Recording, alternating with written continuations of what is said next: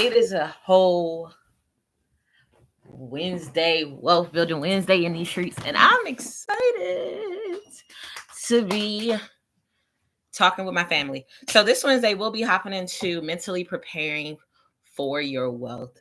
And I think this is going to be a really dope topic to discuss in detail because it's not one we actually talk about.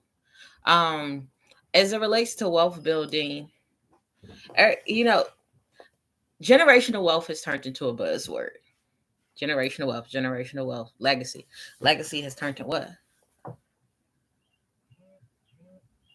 I don't know what you're saying, but you are welcome to come join the live. So generational wealth, um,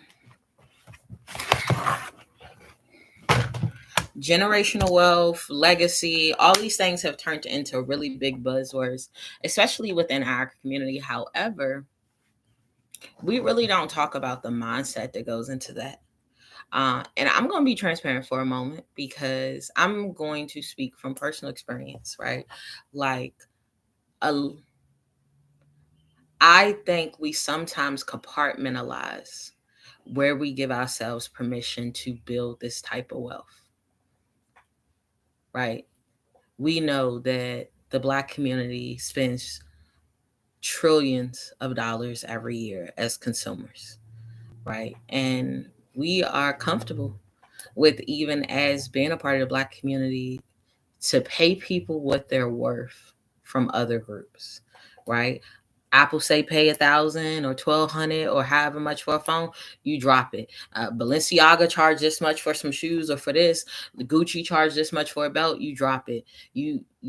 They ask for it, you pay it without batting an eye, without questioning it. However, in the same breath, a Black owned brand or company charges 1,000 for anything, and there's a lot of strain with it more often than not. A Black company charges $30, $40 for a shirt, and there's some strain with it more often than not from the masses. There's a request for a discount, a request to get it for cheaper, right? Without even factoring in some of the biggest differences, like the supply chain that Apple and Microsoft and Gucci has isn't even remotely as easily and as economically beneficial to that company. I mean, to a small business as it is to those companies, where that same shirt cost them $3 to get, that they're charging you $50 for it, while that Black business is easily paying $20 just to sell you that shirt for 30. And so it's making me realize that it goes into a lot of other areas too, right? Prime example, we just did the master class last weekend, and I decided not to make it free, not because it was a money grab. I decided to make it have some sort of paywall, because it is required, if you are genuinely trying to build, that you have to bring more than just yourself to the table. Just showing up is no longer enough. You have to mentally be invested. That means your thinking has to be at a level that is constructive, that has the ability to add value.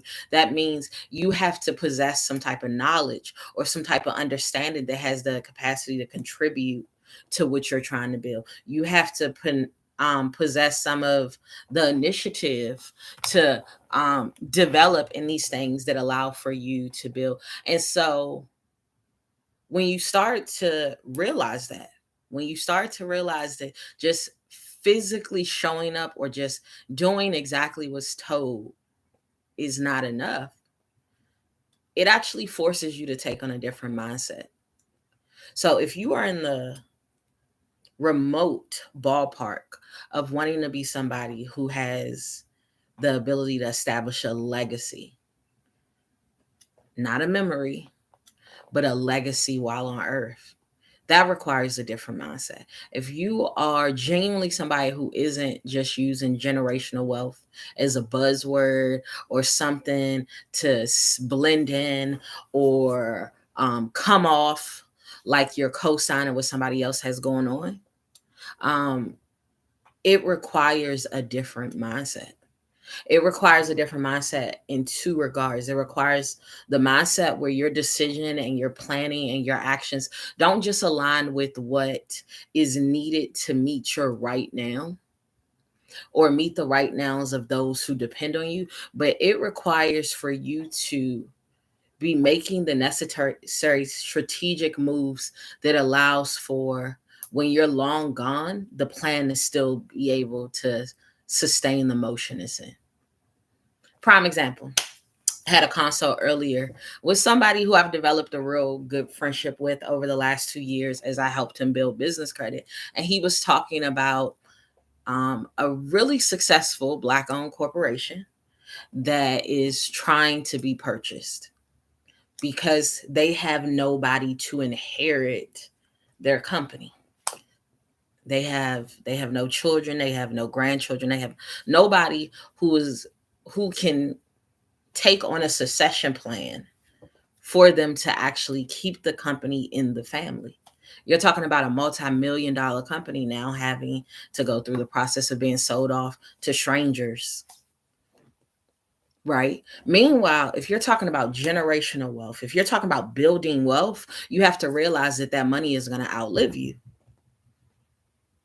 So, are you also taking on the mindset of what is this money? How is this money going to be put to work when I'm done? When the purpose I'm going to have it served while I'm alive is complete? When the business that I am creating and growing to be sustainable right now is no longer my day-to-day responsibility. Do I even have the mindset where I'm thinking about this business no longer being my day-to-day responsibility while I'm still alive?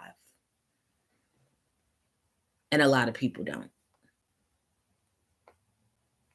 A lot of people are not thinking about that bigger picture.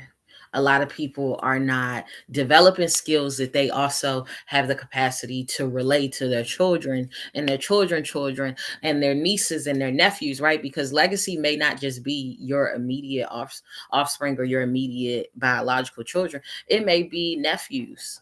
It may be cousins. It may be brothers and sisters. However, are you laying the foundation where you're equipping this to be sustainable after you, or even in your untimely demise?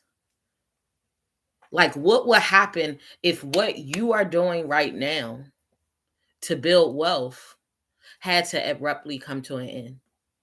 Have you even thought through the infrastructure that needs to be in place mentally before you even plan it? Have you even given yourself permission to mentally think about it so that it has the ability to come to be executed on? So if whatever happens next, people don't have to figure out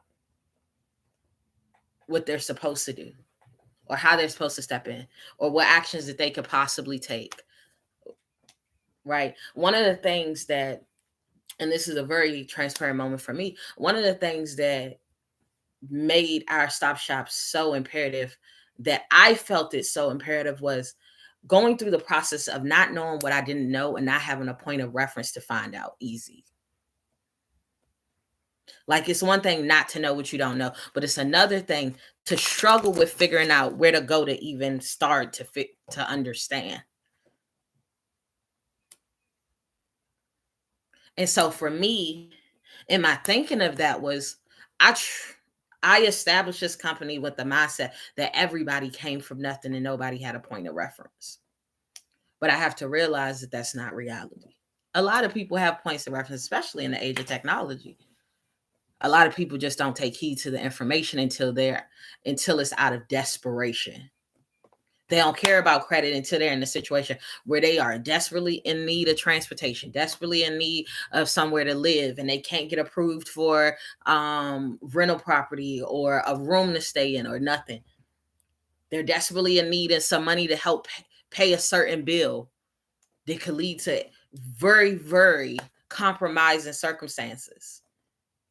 Then they're really receptive of it, but they expect it to work like magic instantaneously.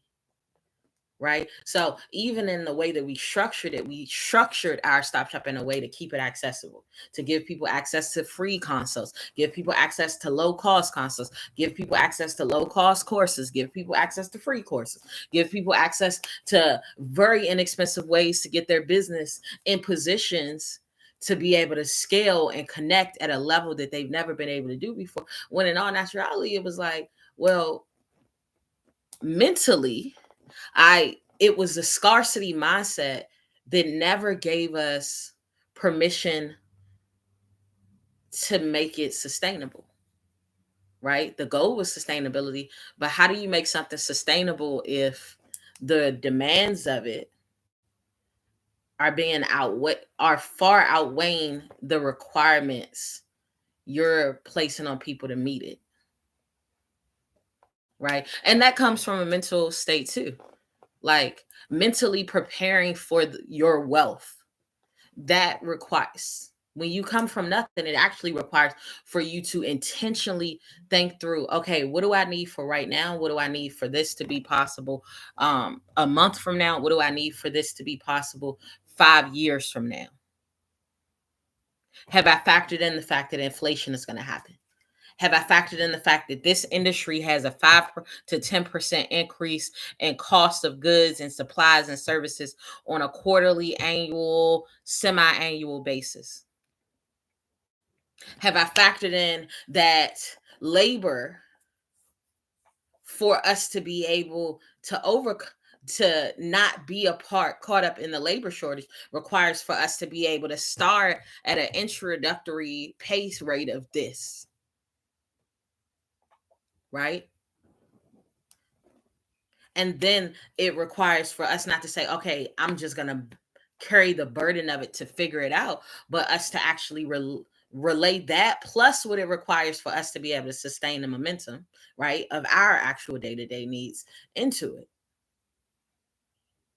That is, and I want to be clear, that is very different than mentally thinking, how do I survive off of this one action?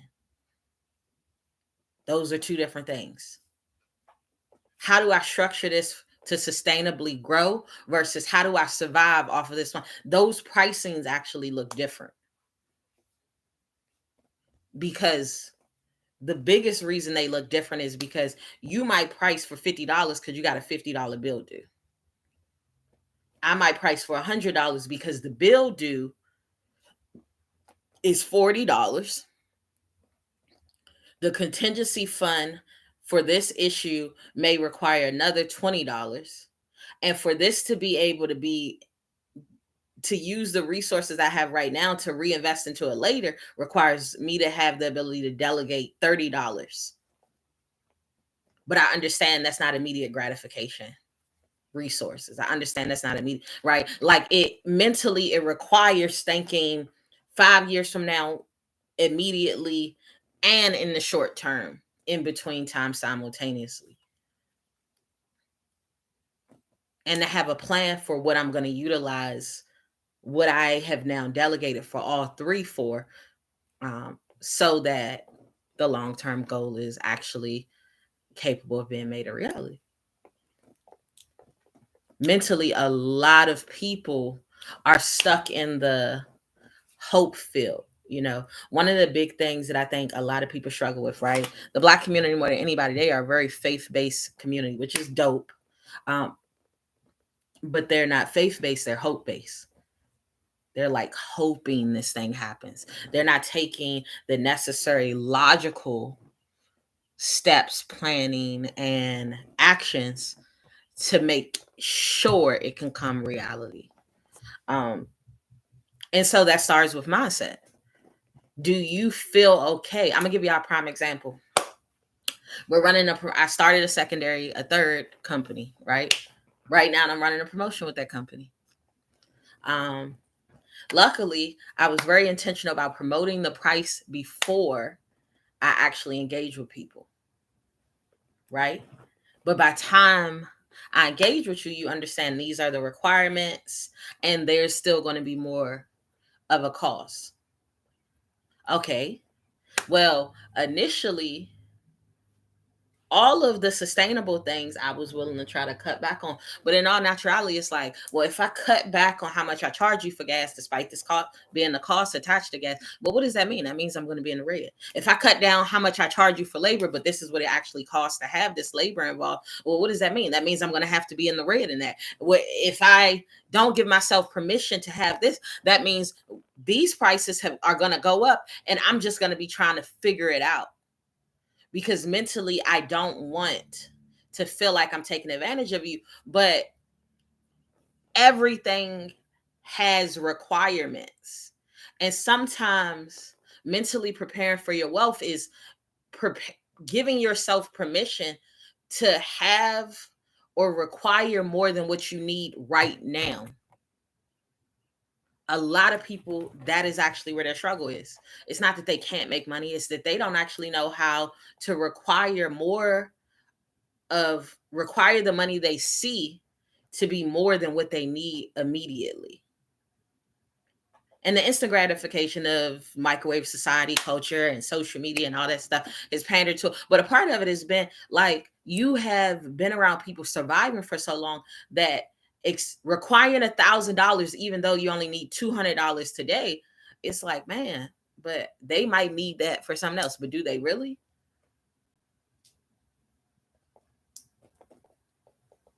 How much more value were you able to contribute to your life from the information you're able to now offer, or from the resource you're now able to offer externally? And when you process that, when you understand that value add to your life, then you mentally are able to get to a position where you give yourself permission to require it of others, because it still doesn't compare. You give yourself permission to charge $1,000 when you know that added $10,000 to your life. Just possessing that resource, just possessing that information, just possessing that tool or whatever it is.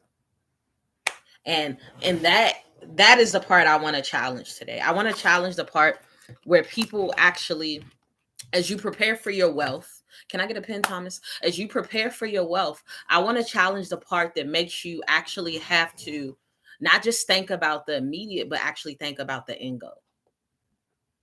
And in every part of your planning process, it meets the immediate, it meets the unexpected, in between, and it has the capacity to get you further to the end goal without the immediate feeling so overwhelming. Your expenses are $100. You should have something to meet the medium, what happens in the middle, right? 30 should be able to, right? Your expenses are 100. We're going to say you should have extra. So you should have an extra 30 on top of that to meet whatever happens in the middle. Another 20 that has the capacity to be dedicated to the end goal. So that puts you at 150%. Right? So now, when that immediate happens, you're not starting back at square one.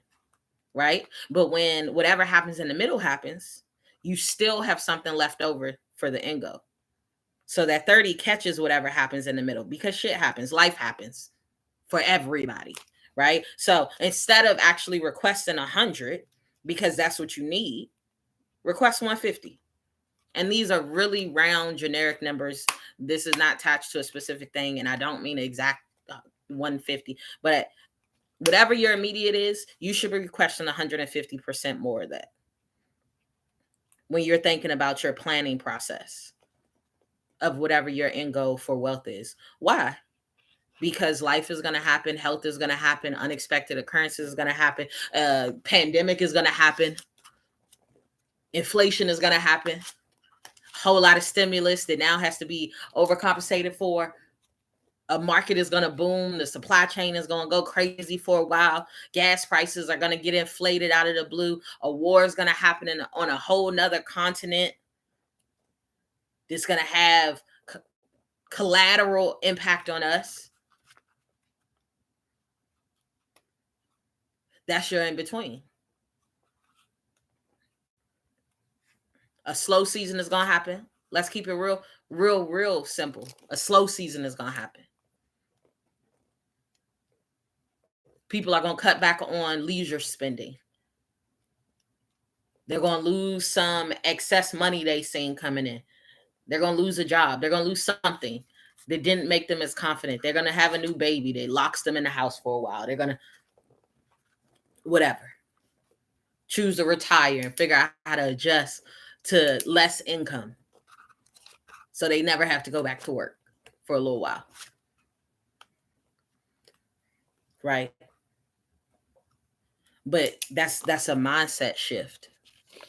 To prepare for wealth in the middle of a drought is a mindset shift. And it requires, I was just looking at a quote from Lil Wayne. Yeah, I never quote Lil Wayne. I never even watched Lil Wayne. But I seen a quote from Lil Wayne today that I think sums it up the best. Let the world be your mirror.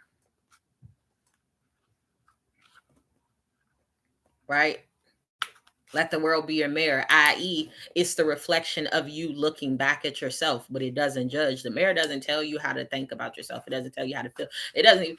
It only shows you what's in front of who you are standing in front of it.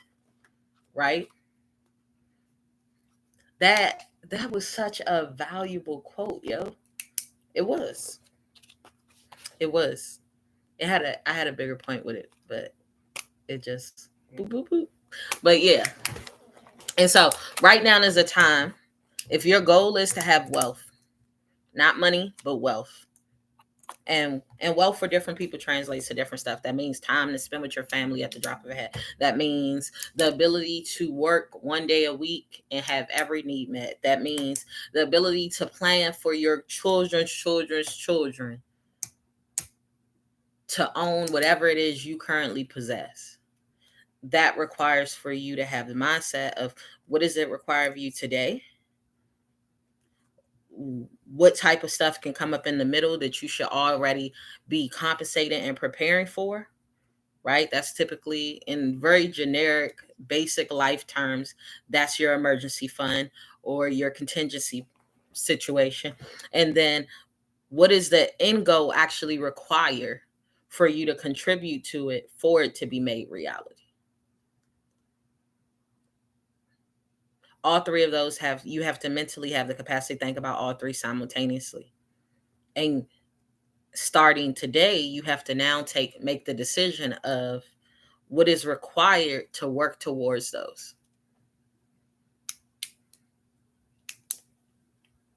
And then do it. That's it. Do it. Write it down. I actually spend a lot of time writing stuff down. The reason why I write it down is because when it's in black and white, there's no hiding it. When you speak from feelings, it can get gray. Stuff can be like, well, it was technically you get a lot of space filler words and ideas that don't align with what reality is at times.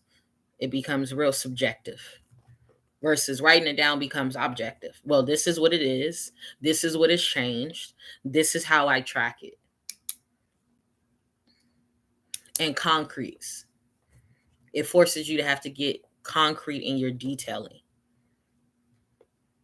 Like, this is what I require right now. Okay.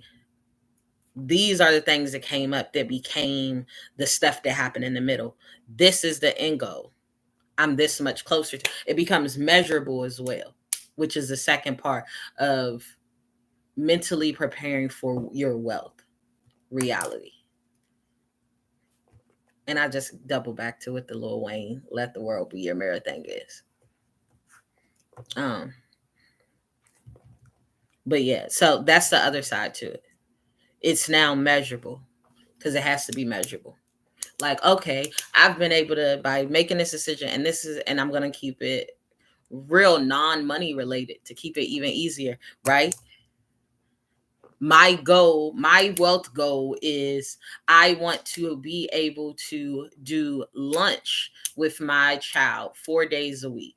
I want to be able to also prepare a meal with my family 3 days a week. without it impeding on anything that is a necessity. Not